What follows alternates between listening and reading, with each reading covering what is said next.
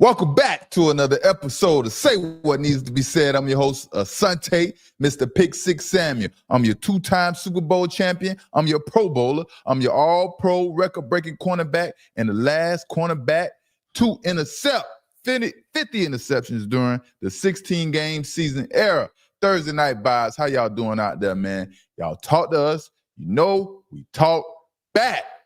Feels good to be back, man. I missed a day or two, man. You know, it's a little struggle sometimes out here, man. Down south, trying to get it going, 2 o'clock, 12 o'clock in the morning.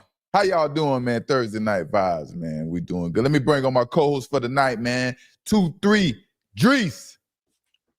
What's up? What's up? What's up? How we doing tonight, man? Good game tonight, man. It was a good game tonight, man. The Seahawks versus the Cardinals, man. That ended up being a good game. It wasn't what we expected in the beginning, but it turned out to be a nail-biting finish, baby. That's the type of games you enjoy, man, when it comes down to the wire.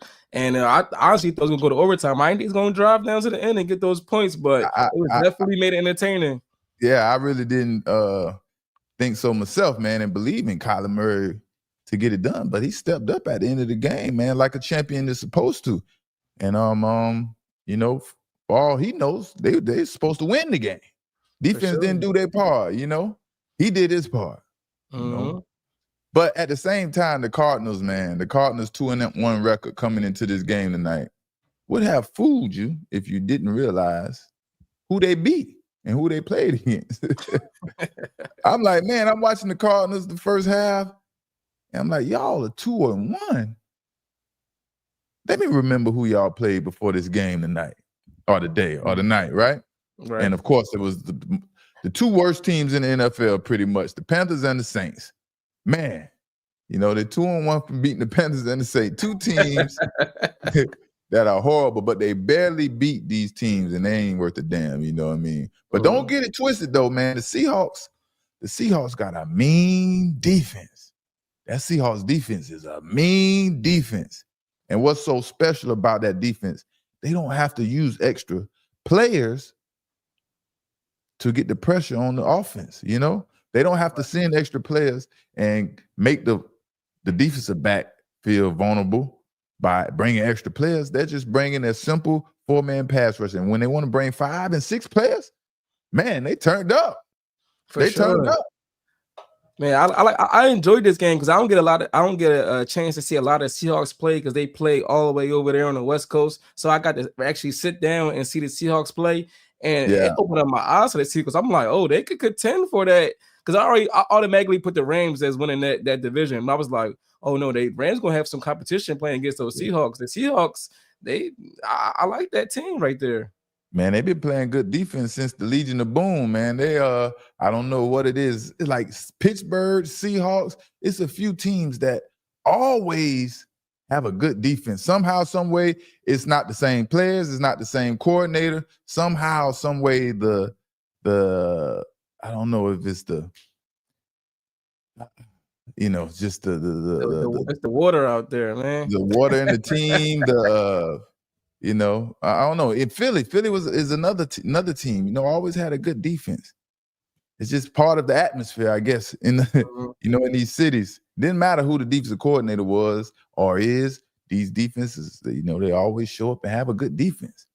But the Cardinals almost pulled the game off, almost did the unthinkable, man. And the Seahawks end up winning this game 23-20 to defeat the Arizona Cardinals. Yeah. My thing, man, I'm still waiting for Marvin Harrison Jr. to live up to the all-world potential he was supposed to from coming out of Ohio State. Where is Marvin Harrison Jr.? You know, I don't see anything special in his game, or he doesn't have that dog in him, in my opinion. There's nothing special in his game. And to add to that, his body language kind of drives me crazy. He doesn't give me any excitement on the field. Even when he makes a play, he doesn't bring energy to the team. In my eyes, Harrison is more of a liability than an asset to Kyler Murray and the Cardinals. Because if we want to get technical, Harrison led the Cardinals to 3 points You know what I mean? He led the Cardinals to 3 points. How did he lead the Cardinals to 3 points? On Kyler Murray's first interception. How? Because that first interception end up being a fumble. And due to that fumble, Kobe Bryant? Kobe Bryant got the ball back. Mm-hmm. Got the ball back, and then that's how they got 3 points. By Marvin Harrison fumbling, because he's supposed to be a receiver and holding the ball, securing the football, making plays for the offense, but he goes out there and fumble, and the offense recovers the football, and that's how. Wait, did I say that right? Yeah. That's what happened. Oh, okay. Marvin Harrison, he didn't go for the ball. It was an interception. He ran it back, he fumbled it, and then he ended up being in field goal range and got them 3 points. Yes, man, that is terrible. That is the way you contributed 3 points to your team. Hey, man, that's funny, man. That is so funny to me, man. But Marvin Harrison, man. Marvin Harrison Jr. been like that his whole life, man. I grew up in Philly and watched him grow up in Philly playing in all Philly sports. And he never was like, I never heard him talk. I go to his games, you never see him like, just like you said, bring that energy. He don't like catch the ball, get excited. In Ohio State, he won the wide receiver award in college. He never really showed that excitement, even though he could have 18 touchdowns and just like, I just scored 18 touchdowns. He never really bring that excitement to the team. So what you saying just now with the Cardinals, he don't really bring it. And I don't feel like he's as confident as he was before as well. So it's like, he just out. It just seemed like he's just out there, man. Even though he made a great catch. Like you said, you never know if he's confident as he was before, because you don't know what he's thinking, how he's feeling. He's the same guy, the same person every day. He doesn't give any type of energy from his body language. You don't know what he's thinking, how he's feeling. He has the same tone when he's talking. I don't know, man. I don't know about those type of players, man. At the end of the day, if you show up and show out, you be productive, a lot of those things will take care of itself. But being that that's not the case with Marvin Harrison Jr., now it comes into play and it comes into question. And him giving up, getting 3 points from his team because he caused the interception is just diabolical, in my opinion. You know what I mean? That is something diabolical. But good thing he got that touchdown at the end of the game to help build his confidence, because it was looking bad, and it was getting worse and worse and worse. Then as soon as Kyler Murray starts to get his rhythm, Marvin Harrison again, what he does, miss a simple throw and catch, and that led to Kyler Murray's second interception of the game. A simple throw and catch leads to another interception. So that's 2 interceptions Marvin Harrison calls in the first half. The Cardinals could have easily have won this game if they play a much better game in the first half. You know what I mean? For sure. He was responsible for 2 unforced turnovers in the first half. Yeah, Kirk Herbstreit, he mentioned that. He said in the past 2 years since Marvin Harrison Jr. been in NFL, he has the most interceptions thrown his way. So it's been just today we've seen 2, but over the past 2 years since he got to NFL, it's been about 7 that came his way that should have been catches that been interceptions. So that also can that breaks the confidence in Kyler Murray of giving him the ball, and also himself. Like, the ball come his way, he's not really sure if he's going to catch it or not. It's going to be an interception. So, I mean, they got to get their chemistry up, man. They got to get their chemistry up. At the end of the day, man, Kyler Murray and Marvin Harrison Jr. do not complement each other at all in no possible way on the football field. Kyler Murray doesn't make enough plays down the football field on pass plays. It's a struggle for him to see over the line of scrimmage and make plays, like I'm saying, down the field without him being outside of the pocket. Now, when he rolls out of the pocket, he can make plays down the field. But besides that, it's a struggle for Kyler Murray to make those plays. Marvin Harrison doesn't create any separation in his routes or anything to help Kyler Murray at the same time.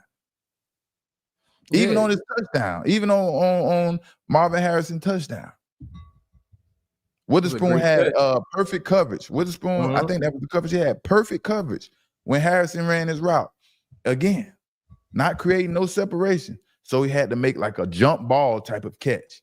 An incredible, it looks like an incredible catch because the route is so lackadaisical and he's not creating no separation. He's not giving no movement at the top of his route to try to shake the defender. And now Kyler Murray just has to throw it up and hope that he can make a hell of a catch. He did. Congratulations. But we need, someone needs to be motivating him to bring more energy, more spunk, more tenacity to the game. Something besides that, just that body language he's walking around with. Because I mean, the game, football is a game full of energy. This game is made of energy and how much energy you can bring and put into the game. And energy is going to be contagious to your teammates. And right now, the energy he's giving to his teammates is kind of bringing them down. What it looks like from the outside looking in, that energy is holding people back, And he walks around, plays football, runs his routes, still like he's in high school, like he's an entitled 5-star recruit. Like you saying, you seen him in Philly. That's the mindset that I get from watching Marvin Harrison Jr. He walks around like an entitled 5-star recruit still, whereas now things change. This is a business. You have to go out and earn your keep. You have to go out and show your brothers that you are accountable, that you are willing to be held accountable. You know what I mean? And go out and do your job on a high level. And it's like you're not seeing these things from Marvin Harrison at all. And the fact that he has the pedigree of a father that's been in the NFL and a Hall of Fame player, man, it's crazy. It's crazy to me, man. It's crazy. Man, Marvin Harrison Sr., he grew up in North Philly. Marvin Harrison Jr., he grew up in the suburbs. That's the difference. There you go. There you go. That's the difference right there. One had to get it from the muscle. The other one was like handed to him, man. There you go. That's the difference, man. But man, you talk about bringing the energy. One guy that bring the energy tonight for the Cardinals on defense is 39-year-old Calais Campbell. He still is out there making plays like he is 27. I'm like, and he's still bringing that energy. He's still bringing that energy. He's out there like he's one of the young guys, man. I seen him when he did this first interview before the first game of the season when they took the field, man. He was, he was talking and he was talking with aggression, like he was ready to go out there and play, get it popping, So he still has that you need, So man, that's a big guy too, man. He ain't like he's slowing down, man. He was getting right through that line with no problem. Double team, splitting the double team.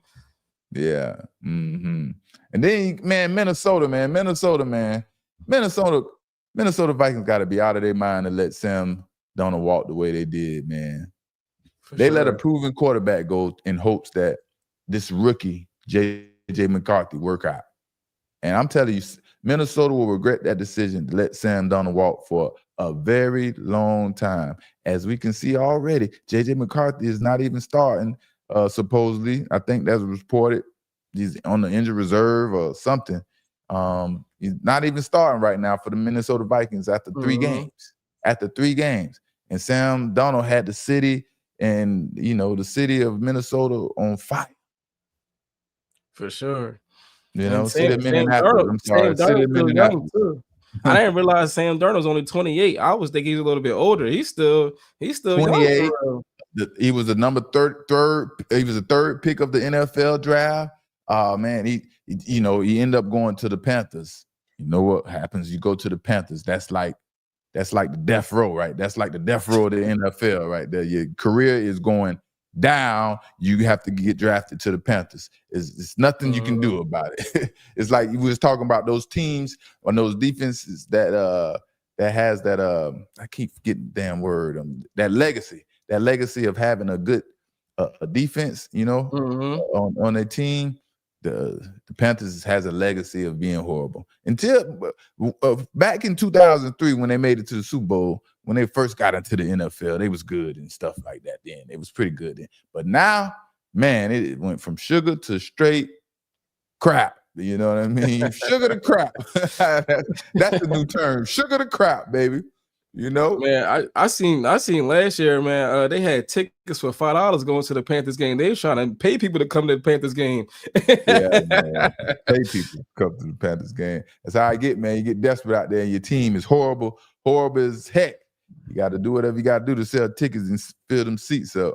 Mm-hmm. But man, shout out to the Seattle Seahawks for pulling it off tonight, man. Even though, man, you can't keep teams around, man. That's why in NFL, man, the game isn't over until that thing says 0-0-0. As bad as the Arizona Cardinals was playing, as bad as Kyler Murray was looking out there, they were still in the game all the way to the very end. And, that's the difference in NFL. You have to continue to execute over and over and over. You have to continue to pour it out on the football field and hold each other accountable, because as soon as you start to make mistakes, the other team capitalizes, and now you're in the game. Keep scoring, keep running. My middle school coach used to always tell us, because we used to blow out a lot of teams when I played basketball back in middle school. So his thing would always be was kill a mosquito with an axe. Don't take it easy on that mosquito. That mosquito come messing with you. Pull the axe out and chop the mosquito head off. Don't have no pity on the mosquito. And yeah, that's what happens around here in the NFL, man. So sure. you gotta play to the very end. Play to the very end. But that was a good game, man. A good game. We'll see. I don't know how good the Arizona Cardinals really are.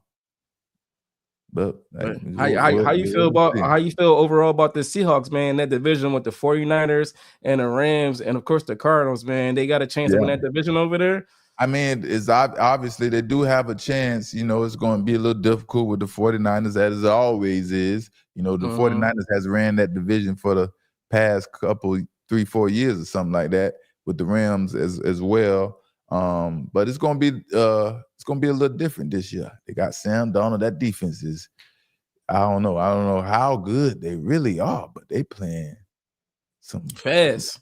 They playing great football on defense, and just early in the season. So teams can seem like they're good, or like they have that perception that they're gonna be that number one defense, or the top dog in the NFL, and then all of a sudden, after week 5, week 6, week 7, players start to wear down. Coaches not calling play calls the same. Sam Darnold isn't playing to the elite level that he did, like he did in Minnesota. Towards the end of the season, Sam Darnold started going backwards in Minnesota. And, it's not a race. It's not a race. It's a marathon out here pretty much in the NFL. That's how you got to look at it. You got to play good when the time comes in January and February. That's what you call it. The fresh legs. It's the fresh legs right now, huh? Fresh legs, man. Fresh legs. You got that first leg on the 4x1, man, and you ain't got nothing to worry about. That's what you coming in like, man. The 4x1, fresh legs, first leg. You ain't been doing nothing else. You ain't ran no other event, baby. Come run this 4x1. But yeah, man. So coming up next, man, we got a few teams that's in jeopardy of making the playoffs, man. We got the Kansas City Chiefs versus the Baltimore Ravens, two teams that have a 1-3 record. So they face each other this weekend at Arrowhead Stadium, right? Patrick Mahomes against Lamar Jackson on Sunday. I think the game starts at 4:25. Two teams in jeopardy of missing the playoffs. Whoever record falls to 1-3. 9 times out of 10 will miss the playoffs. Whoever team record falls to 1-3 after this game, 9 times out of 10 will miss the playoff. Lamar Jackson is playing great football at the moment, while Derrick Henry has a lot to do with the Ravens having a 1-3 record. I meant to say if they fall to 1-4. I'm sorry, if they fall to 1-4. But like I said, Derrick Henry has a lot to do with the Ravens having a 1-3 record. Derrick Henry is averaging a horrific 1 fumble per game this season, which does not help the Baltimore Ravens at all. That is being a liability to the Ravens offense. Two within the lead in the fourth quarter. 2 within the lead. man, in the if this fourth is a quarter. liability, I don't know what a liability is. This is the biggest liability on any offense right now. You know? And at this point, Derrick Henry will start to make sure the football is secure rather than concentrate on being a physical, impactful running back. You know? His mind is playing tricks with him right now. So as soon as he get the football, the first thing he's going to think about is to make sure this football is secure. And he isn't going to be too concerned with running players over and getting these yards like he usually does, because everywhere he goes, everywhere he looks, everyone is talking about hold the football, don't fumble the football, don't mess the game up, you know? But none of Henry's fumbles, in my opinion, were more impactful than the one against the Lions, obviously. Right? That was very impactful. That was right towards the end of the game. And I hope, man, for Derrick Henry's sake, I hope Derrick Henry doesn't fumble in this game against the Chiefs. You know, after already fumbling 3 times already. 4 in a row would be diabolic, man. That would be, man, you start thinking crazy, man. Your mind will really start playing tricks on you. You know, you have 4 fumbles in 4 games, 4 weeks in a row, you know, and we seen how stressed out and emotional Derrick Henry was on the sideline after that fumble against the Lions. You know, that fumble had him stressed out. He realized he was the sole reason pretty much why Baltimore lost that game. How does that feel? You're the sole reason why your team loses the game. That's not a good feeling. And that's not the only game this year either, man. That game against the Bills in the fourth quarter gave a chance the Bills to come back after that fumble in the fourth quarter. So it ain't like it was the first time it happened. So it's like, damn, I lost 2 games because of me. You know what I mean? You said mine started playing trick on you, man. You start thinking about all that. You're not running the same. You're not doing your usual stiff arms, breaking tackles. For like you start like go down or hold the ball or something, man. You might hold the ball with 2 hands instead of 1 hand. Like you're not even worried about trying to use your stiff arm. But yeah, man, these things are going to be playing with him mentally, man. And I don't know how much or how much effort he's going to be willing to give out there, being that he has struggled so bad with holding the football. You know?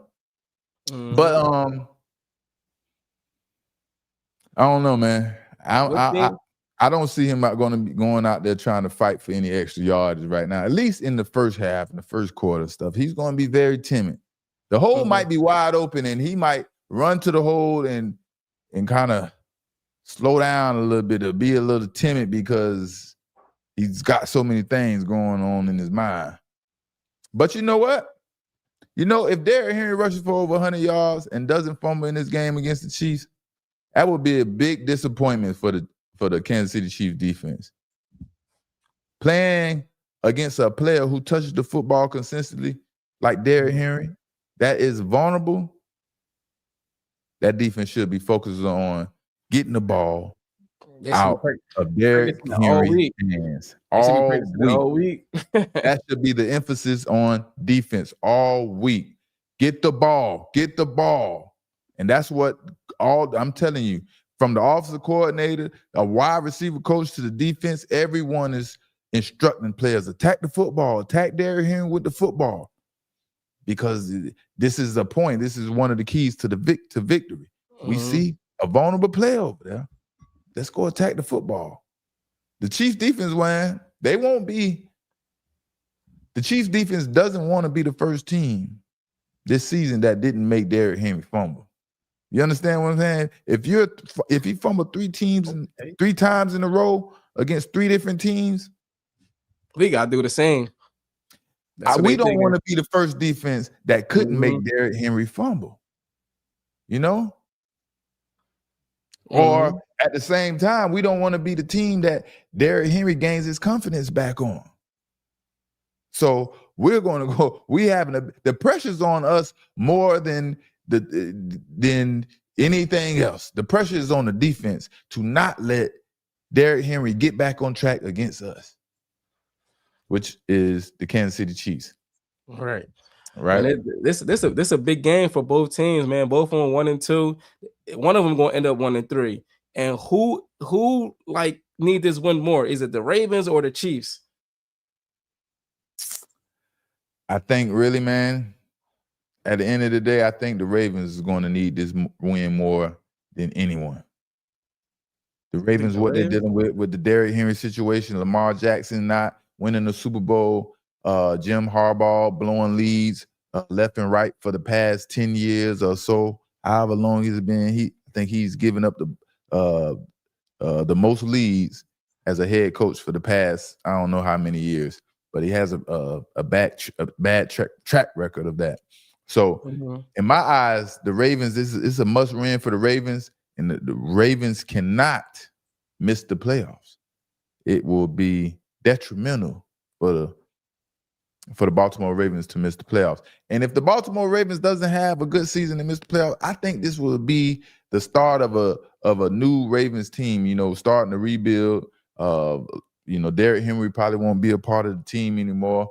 And a lot of other situations will start to happen because I don't know, man. It just seems that way. It seems that way.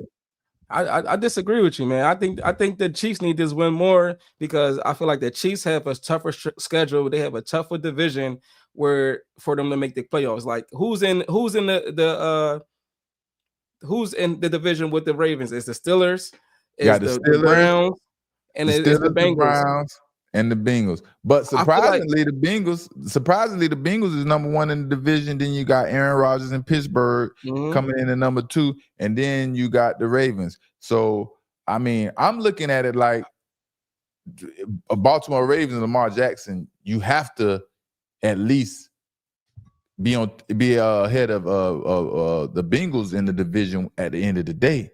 You can't let the Bengals beat you without Joe Burrow. So I'm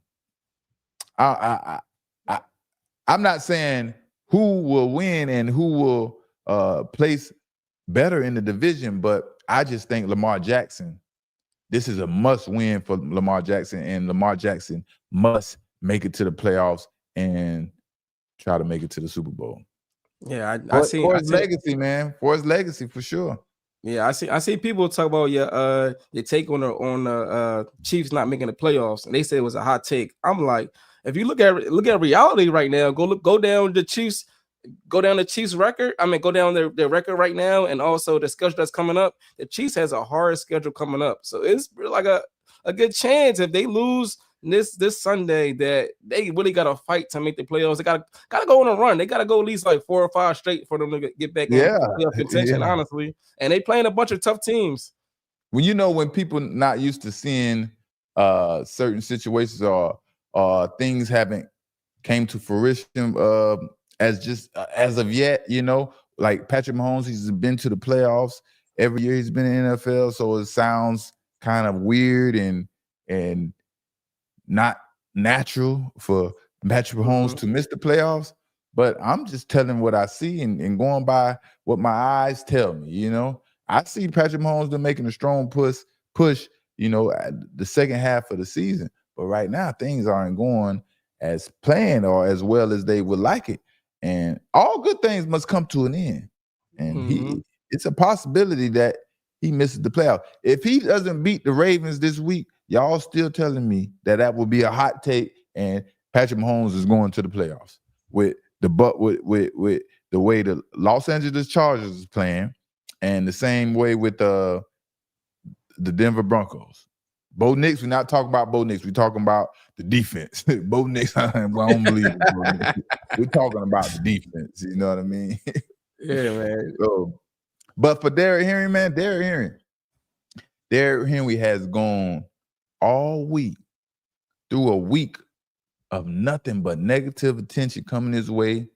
And you better believe Derrick Henry is thinking about that game against the Lions. He ain't thinking about the game against Buffalo no more. He has the game against the Lions at the top of his frontal lobe, and it is bothering him, and he needs another game to get rid of these thoughts. But let's check Derrick Henry out and hear his thoughts. Shit, I'm still pissed off. mad at myself. I'm my worst critic, so I don't try to harp on it too much. I talk to my family and people that I get advice from, my teammates, lean on them. But at the same time, it's a problem I got to get fixed. So I'm working on it. I'm working as hard as I can, to let this issue be resolved. And it's tough right now, just the consecutive weeks, back to back, which is crazy. So y'all saw me in the strike, and I was just like, I can't believe this happened for a third time. But gotta go back to work and push forward. Even though it's hard, can't nobody fix it but yourself. So I gotta accept it like a man. Everything that comes with it, I accept. But it's my responsibility to take care of the ball for the organization. At this point, man, it is what it is. Derrick Henry, he can't be trusted. He can't be trusted and really shouldn't be starting at running back for the Baltimore Ravens. Oh, no. You're taking it too far. You're taking it too far now. You don't understand as a coach how diabolical this is to your teammate. To your team, how detrimental this is to your team. If the offensive player continues to turn the ball over. Not Derrick, not King Henry. You can't bench King Henry. I mean, if he calls 2 games already this season, then tell me how much more good than bad is he doing for the Baltimore Ravens? You understand what I'm saying? Mm-hmm. But at the same time, putting Derrick Henry on the bench requires Lamar Jackson to do more, and it's going to put more wear and tear on Lamar Jackson's body, right? And if Henry fumbles again, the Ravens won't have a damn choice but to put him on the bench and give him some time to think about his issues. There is no way he can fumble one more time and not be put on the bench. You think that's taking it too far if he fumbles one more time? Oh, now if he fumbles one more time, they put him on the bench for a series or two, but they're not keeping him on the bench. I know that they're not keeping him on the bench, man. Well, me personally, I've just played from some different type of coaches. Bill Belichick and Andy Reid. Andy Reid, you mess up his possession with the football, fumbling the football. The time that he has to play and draw up his plays and have fun, man, Andy Reid will put you so far down at the end of the bench, you would never think about getting back on that field, man. Man, you talk about what the Chiefs is doing this week to prepare to make the fumble happen. What is Derrick Henry doing this week in practice to make sure he don't fumble? Is he practicing different this week? Or man, what was I don't know if it was Boys in the Hood. It was a football movie where the football player, I can't think of the name. Well, he had. I think it's the program. I think it's a program. The program. That was the name of the program. That's exactly what's going on with Derrick Henry. He has to have a football everywhere he go, in his sleep, when he's using the bathroom, anything. He has to. This is, man, listen. And then the thing about it, Derrick Henry is 6'3", 250 pounds. So he always feel like he always is going to have the football secure because of how big and massive he is. Mm-hmm. So it's very easy for him to get comfortable and complacent with him running the football, running over football defenders, and easing up with the football in his hand and easily, getting punched out. Right. But Lamar Jackson needs Derrick Henry to complement his style to play at the level he's played since 2024. That's when Lamar Jackson has been his best since Derrick Henry has came to the Baltimore Ravens. So, yeah, it will be diabolical to bench Derrick Henry, but Derrick Henry, he cannot fumble again. 33 times in a row is already too many fumbles. Something should have transpired about, him being punished from fumbling something, but we're not hearing anything. I was expecting, before I recorded tonight to see something about Derrick Henry won't be starting or he will come in the second series or something like that to, give him something to think about. Right now, it's like, I fumbled, okay, but I'm still playing. I still got a chance to redeem myself. He needs to feel like you might not never get a chance to redeem yourself, Yeah. He probably taking it too hard on himself already, man. they gonna rock on him, man. They put Justice Hill in for the passing plays, but he's still gonna be in there in other situations. Yeah. But my spider senses tell me, man, or already told me that Patrick Mahomes, this would be Patrick Mahomes' first season missing the playoffs.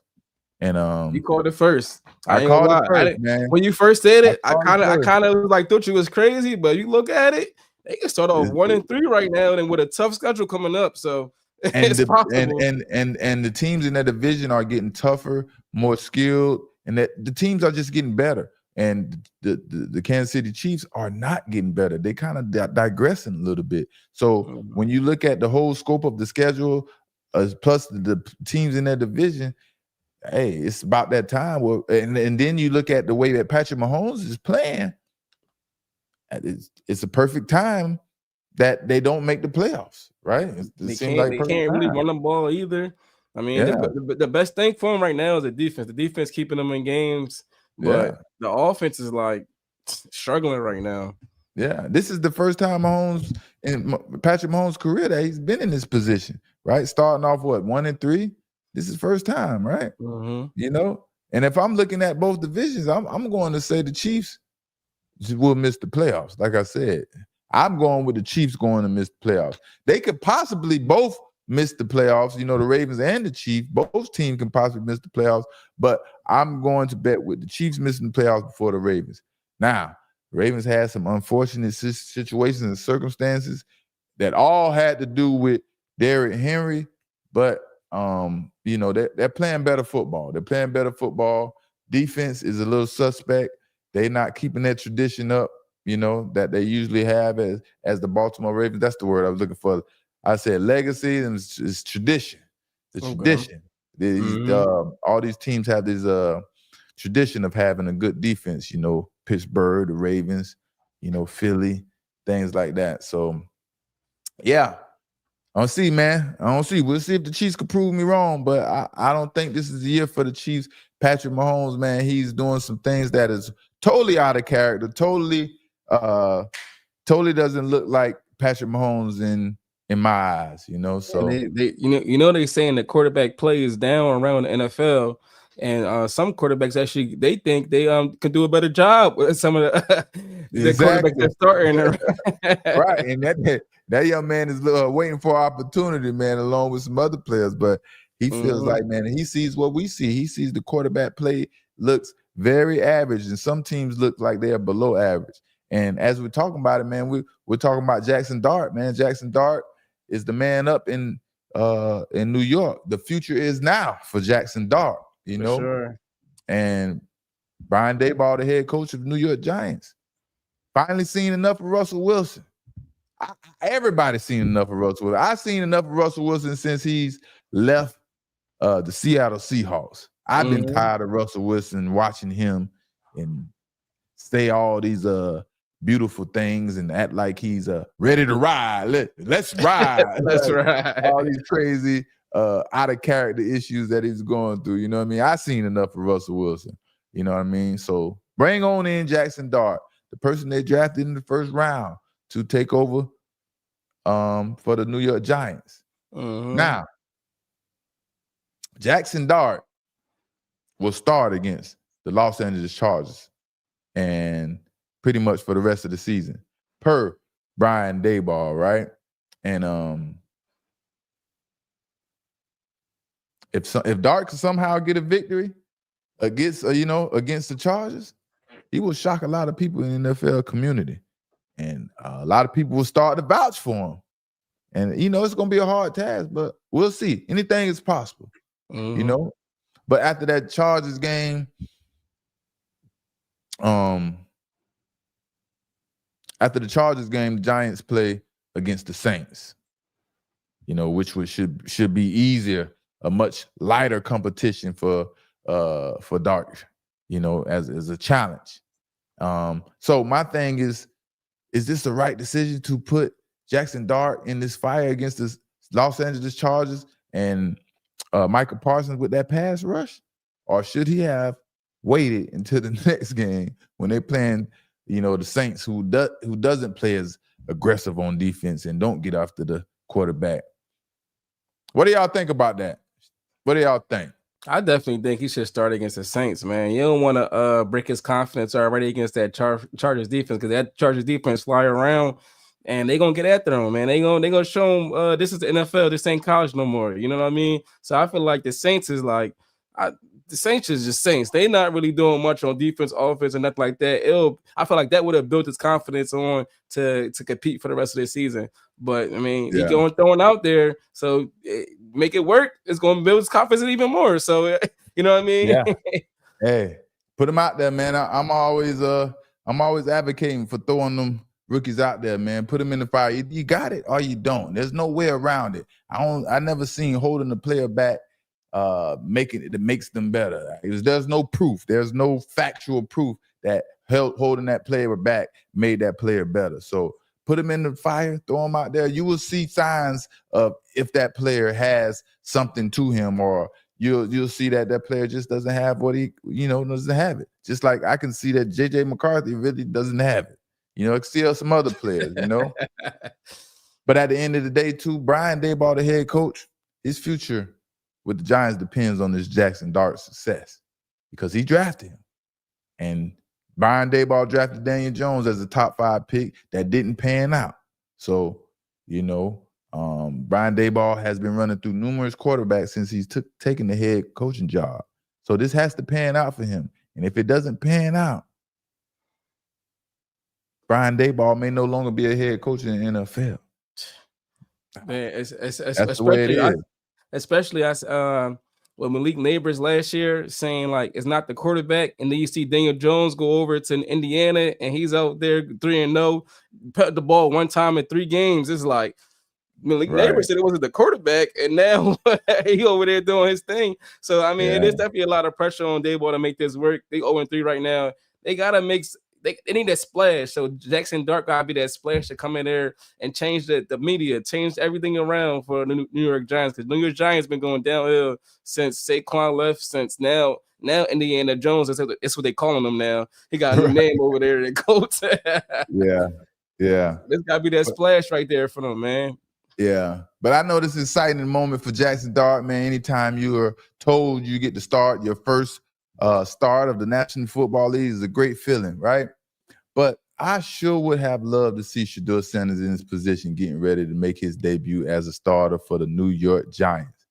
I would have loved that, and I know everybody would have loved that. That would have, made a lot of people excited and whatever, you know what I mean? But it only makes me think, did Shedeur really turn the Giants coaching staff off from drafting him, or did Brian Daboll decide to be a part of the media circus and take jabs at Shedeur Sanders? Whatever the case may be, Jaxson Dart needs to perform to justify Brian Daboll's comments as why he didn't draft Shedeur Sanders, or why Shedeur Sanders isn't a New York Giant, And it's hard for me to believe if it's understood Daboll's job is on the line, why wouldn't he draft the best player possible at the position, the quarterback position, which we all knew was Shedeur Sanders based on what he did in college? And Shedeur Sanders sees exactly what we see from these other quarterbacks in the NFL, that they're not playing at a high level. They're not doing anything special. And he knows that he can do a much better job than what he is seeing in the NFL. And he can't get his opportunity. So I know it's eating him up. And let's check him out. It's not nothing, in my place to answer. That's nothing I can't not answer, but I know for sure I'm not let's start it over. That's not nothing, in my place to answer. That's nothing I can't not answer, but I know for sure I'm not I know if you see the quarterback play in the league right now, I know I'm capable of doing better than that. Straight up like that, straight up and down. If anybody doesn't think Shedeur Sanders is capable of doing better than, let's start naming him. J.J. McCarthy. Well, he wasn't drafted this year, but he's talking about quarterbacks in the league. Who's the other quarterbacks? Spencer Rattler. Spencer and Shook over there. We got who else? We got there's so many young quarterbacks. We got Russell Wilson. He's looking not good at all. So many different teams. I mean, you got the Panthers. You got, Geno Smith at the Raiders. I mean, there's so many different teams that has quarterback issues, and it's just need a resurgence of quarterbacks right now. A new breed of talent needs to come through the NFL and wake this thing up, And Shedeur Sanders, Cam Newton should have been the start of that new breed of talent, man. But for some reason, they don't want Shedeur Sanders to live, Mm-hmm. So yeah, man. Do you think this move with Brian Daboll and Jaxon Dart going to put some pressure on the Browns, or the Browns they don't care what they're doing over there? Yeah, man, the Browns is kind of doing their own thing, man. They don't really care or they don't really care about anybody else offense or what they're doing, But at the same time, I do see Russell Wilson and Joe Flacco as the same type of player. The only difference is Brian Daboll's offense, expects more from their quarterback, whereas Kevin Stefanski's system is, doesn't really expect or requires much responsibility for their quarterbacks. But these players right now, to me, are the same players. They can run your offense, do some positive things in offense, but they can't really get the job done in an elite level no more. Russell Wilson dreams. He wanted to play to the age of 45 and beyond. So basically like 10 plus more years. And now that reality is, that ain't reality anymore. That ain't reality anymore. So he got plenty of chances, man. He ain't take care of business. Yeah. Does Russell Wilson give the New York Giants a better chance to compete against the Chargers than Jaxon Dart? The way Russell Wilson been playing, man, I have to say no, absolutely not. And he just threw for 450. Who that? Russell Wilson.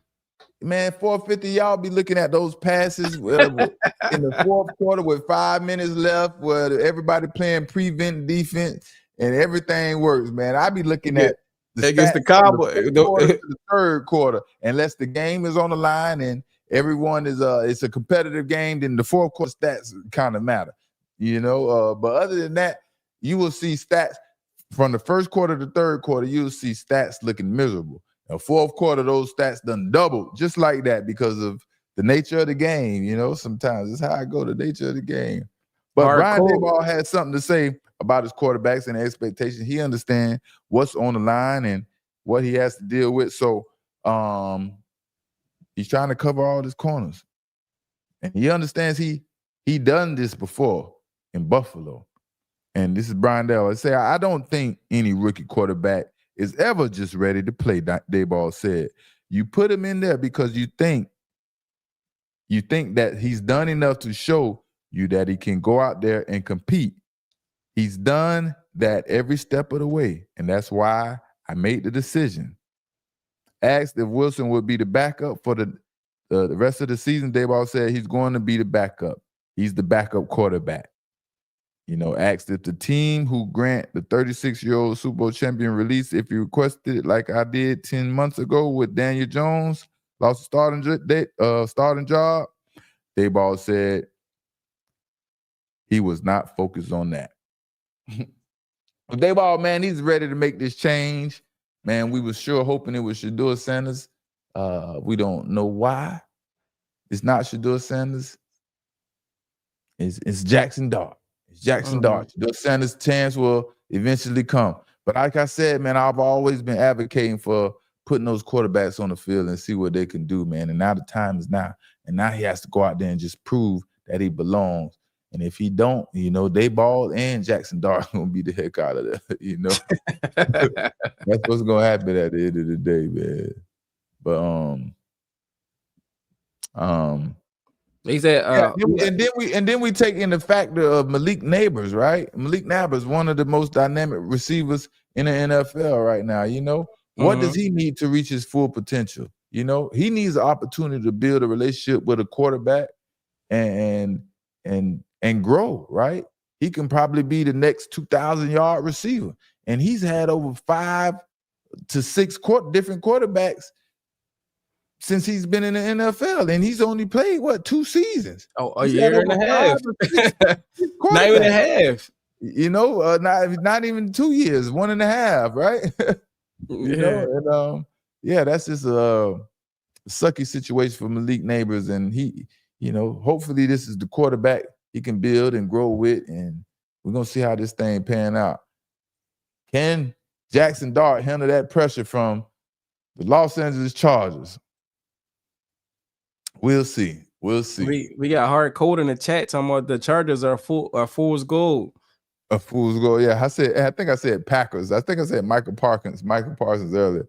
I'd be all over the place, man. I got the Chargers. The Chargers and the Packers kind of look the same, man. So y'all forgive me about saying Michael Parsons. It's that front four for the Chargers, man, you got to deal with. But, man, if y'all ain't heard the latest drama, man, going on between these quarterbacks, one an ex-quarterback, ex-MVP, then there's a current quarterback, and they're having a little powwow in the media light, you know what I mean? We ain't going to call it a cat fight, but it's a little dog fight, It might be we got a Rottweiler going against a Chihuahua, or I don't know what you want to call it, Hey, but when you and your team sucks, you suck and your team sucks, why? Why decide to get into a verbal altercation or verbal jab session with any former players, right? If your team sucks, it's time for you to be quiet, go to the drawing board, and get everything handled with your team. Don't get on the podium and start taking jabs at former players because you suck right now. And everybody now understands Tua isn't any good at quarterback, and he is given and everybody is giving Tua hell in the media light right now because he's been exposed. So everybody sees this as clear as day. I don't have to call him Mr. 1, 2, 3 anymore. All right. And I could tell, man, Tua doesn't have, that leadership trait in him. You know what I mean? By simply his foolish actions, on the podium recently.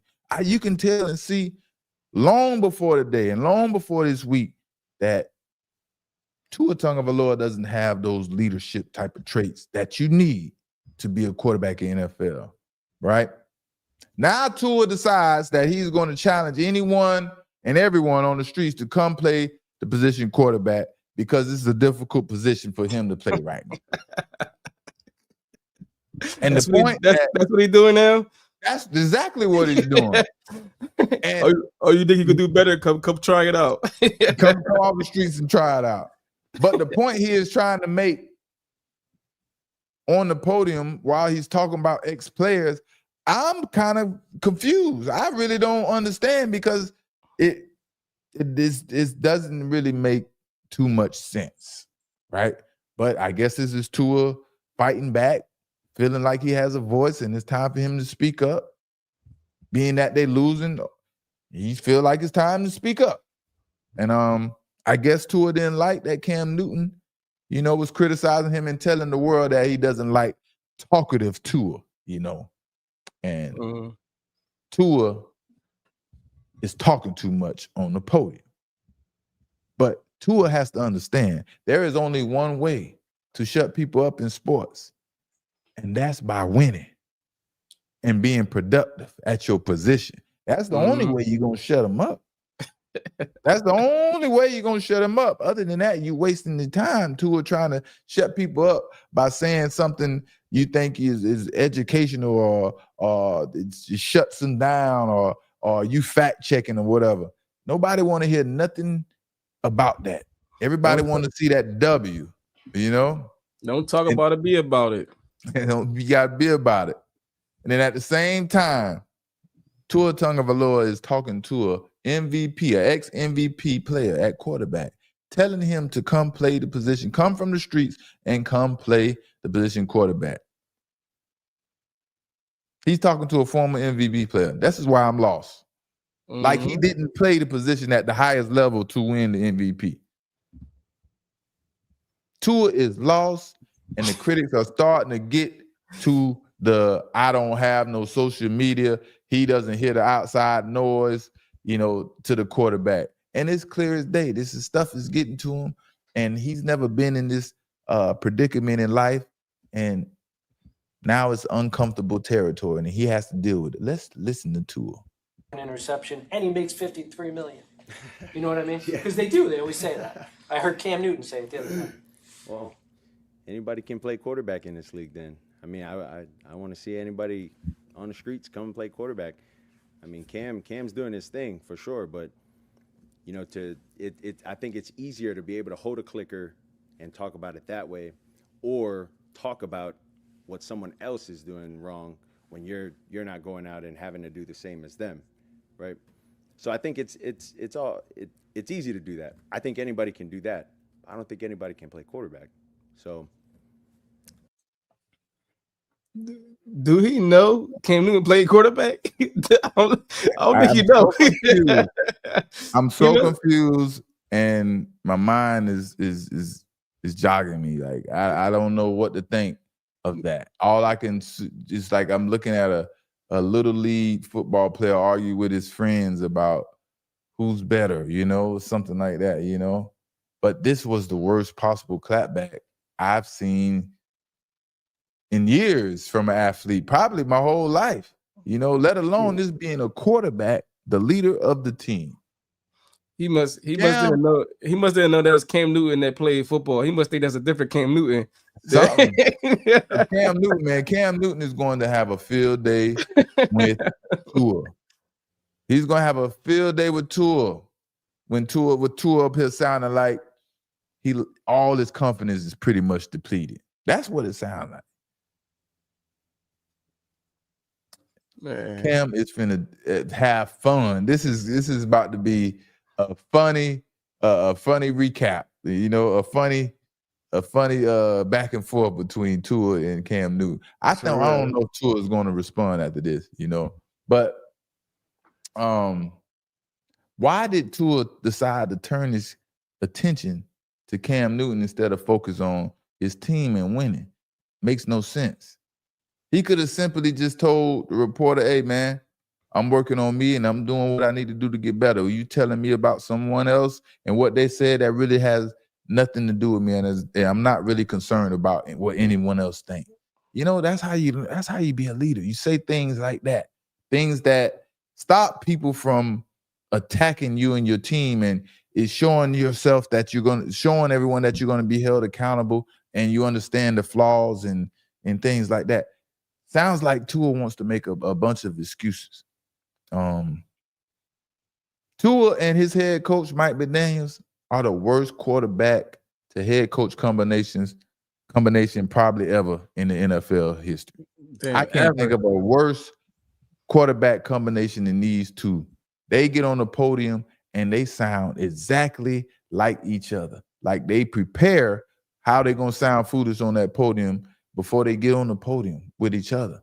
And yeah, this has to go down as the worst quarterback head coach combination that we've ever seen, And any player that goes to the Dolphins looking for any type of leadership or guidance from a man's point of view, just know you are in trouble. If you look around the corner and you see Tua, and then you look to the other corner and you see Mike McDaniels, and that's the only two people that you can get some manly advice from, man, y'all in trouble. Y'all are in trouble. And honestly, like Cam Newton could probably go in the Dolphins right now and do a better job than Tua is doing right now. 100%. 100%. I'm not saying he's going to throw for more yards or have a better completion rate or completion percentage than Tua Tagovailoa, but he will win better. He will bring more tenacity to that team, more dog to that team. You understand what I'm saying? But at the same time, y'all tell me, man, y'all think Cam is a little salty that these new age players are making 2 times the money that Cam made. Like they said, you hear Cam, talk about it, and other people when they criticize Tua Tagovailoa, he's making $53 million and he's turning the ball over left and right. How can Tua make this type of money and he's that terrible? that's driving these old quarterbacks crazy. But that's just the nature of the business, man. That's just the nature of the business. Cam was the highest paid at one point when he was playing. Right, but Cam was getting about $20 million a year then. Right now, he's getting 53. Tua getting $53 million a year and not even really making it to the playoffs.